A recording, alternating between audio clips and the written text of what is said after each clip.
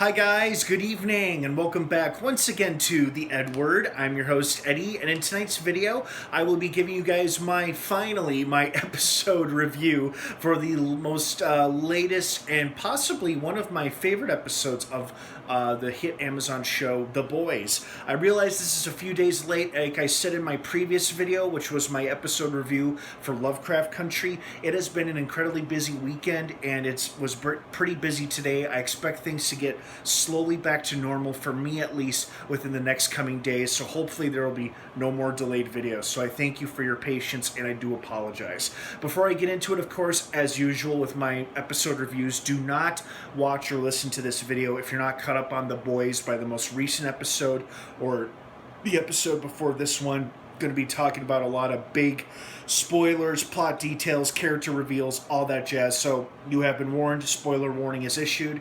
That being said, let's dive right back into it.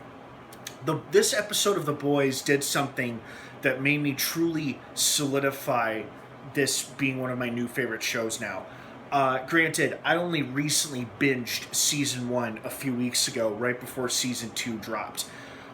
But wow, what a show. And I think one of the reasons why I'm starting to really like this show is that I'm seeing elements from two of my other favorite shows that do the exact same thing. We see complex characters, complex, multi-layered, flawed characters, whether they be heroes, villains, anti-heroes, henchmen, allies, whatever. We see these complex characters in appalling situations and circumstances, and two shows that did an excellent job of that, in my opinion, was Game of Thrones and currently The Walking Dead. Like, both shows have tons of examples of characters whom we detested and despised when we first met them, and then over the years, if they were still alive or if they survived the show long enough, they became our favorite characters, or they became likable or very redeeming. You know, they had a big redemptive arc. This episode showed us how much Frenchie was absolutely determined to just destroy Lamplighter for murdering those children. But when Lamplighter himself fessed up and said, I didn't know they were in there. It was too late by the time I realized it was happening. I've been living with it ever since. You would be doing me a favor by putting me down.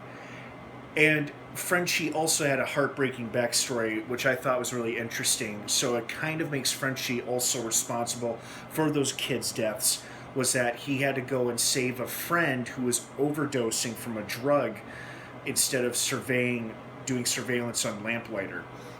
And what was so fascinating to me is that by the end of this episode, when their old CIA boss shows up, of course she understandably wants to kill Lamplighter. He killed her grandchildren when she was the intended target.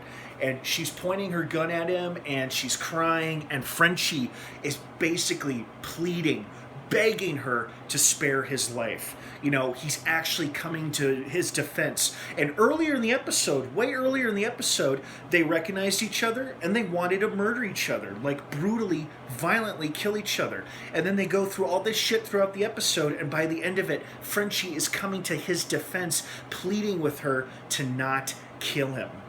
If that's not good storytelling, I don't know what is. Like, I can think of tons of other examples from both Walking Dead and Game of Thrones, but the show, The Boys, is doing what those other two shows have done or did that I really enjoyed. Complex characters in appalling situations.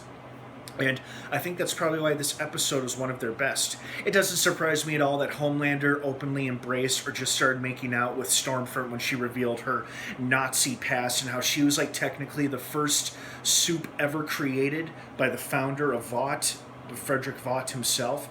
And of course, not only did this confirm she's indeed a racist, but like Homelander, she believes soups are just superior beings to humans in general. So it's not only a race thing, it's kind of like a species thing, where they're like an elevated species of humanity.